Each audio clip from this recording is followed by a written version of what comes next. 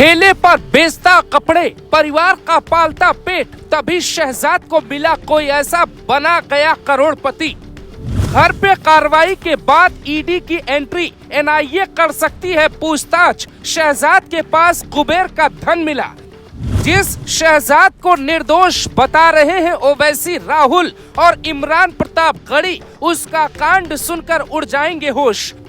ठेले पर पुराने कपड़े बेचता, परिवार रोटी रोटी को मोहताज था। अचानक ऐसा क्या हुआ? शहजाद के पास 200 करोड़ की संपत्ति खड़ी हो गई। उसके भाइयों का ऐसा प्रकोप था कि कोई दाएं बाएं करता तो सजा ऐसी मिलती कि फिर उसे छतरपुर छोड़ना पड़ता था। सिर्फ 10 साल पहले 2014 में हाजी शहजाद अली के पास सिर्फ पेट पालने तक की कमाई थी। फिर उसकी एक मुलाकात होती। किसी जमात के मौलवी से मुलाकात होने के बाद पूरी कहानी बदल जाती है। एक एक रोटी की तलाश कर रहे उसके भाइयों का वक्त बदल गया। पंक्चर बनाने वाला भाई टायर का कारोबारी हो गया। एक भाई खनन का काम करने लगा और कई ट्रक और ट्रॉली खरीद लेता है, जबकि एक भाई भूमाफिया बन जाता है। इसका एक भाई पेशेवर अपराधी बन गया। कई मुकदमे दर्ज हो गए। एकदम अतीक के नक्शे कदम पर चलने वाले शहजाद की सच्चाई पर आपको पहली नजर में यकीन नहीं होगा। शहजाद अपने 3 भाइयों के साथ मिलकर एक गैंग बनाता है। एक भाई जिसका नाम फैयाज अली है, वो अपराध की दुनिया में कदम रखता है। ये कहानी बताकर शहजाद बाहर से काम लेकर आता। कांग्रेस ने शहजाद को कांग्रेस का उपाध्यक्ष भी बना दिया, यानी शहजाद राजनीतिक साठगांठ भी कर लेता। कांग्रेस नेता के नाम पर अधिकारियों से मिलता और दूसरा भाई अपराध जगत में काली कमाई का कनेक्शन खोल देता।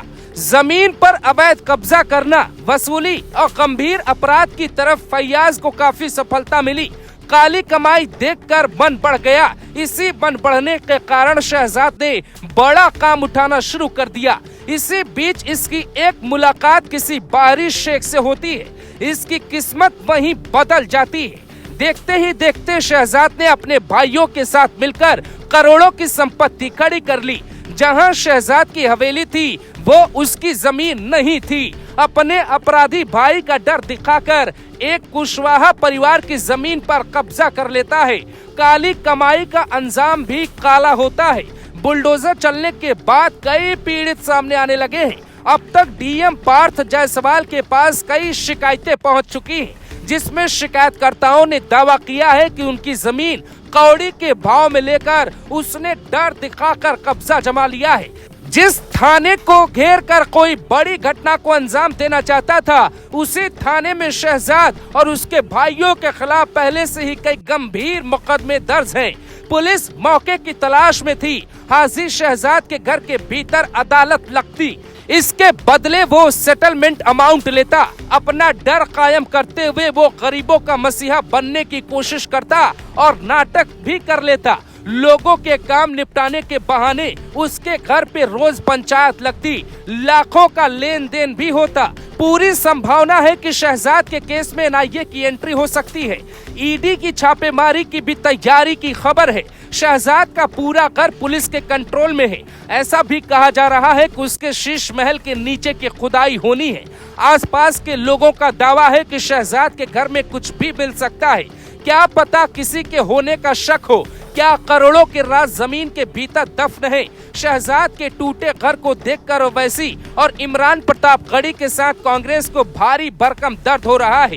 कांग्रेस कैसे देशद्रोहियों का साथ निभा रही है, ये राहुल गांधी के बेहद खास और मध्य प्रदेश के पूर्व सीएम दिग्विजय सिंह, जिनका दावा है कि शहजाद को परेशान किया जा रहा है, दावा करते हैं कि प्रशासन एक खास वर्ग को डरा रहा है। लेकिन क्या कोई कांग्रेस से पूछेगा, पुराने कपड़े ठेले पर बेचने वाला शहजाद आखिर अचानक 200 से ज्यादा करोड़ का मालिक कैसे बन गया? खुद शहजाद मीठी बातें करता, इसका एक भाई डर दिखाता, तीसरा भाई काम लाता और चौथा भाई जमीन कब्जा कर लेता। पुलिस और सरकार का कोई डर नहीं था। थाने को इसी गुमान में ही घेरा था कि उसका कोई क्या कर सकता है। थाने में जब ये अपने साथ भीड़ लेकर गया था, तो उस रात के पहले एक मीटिंग हुई थी। प्लान कुछ बड़ा था।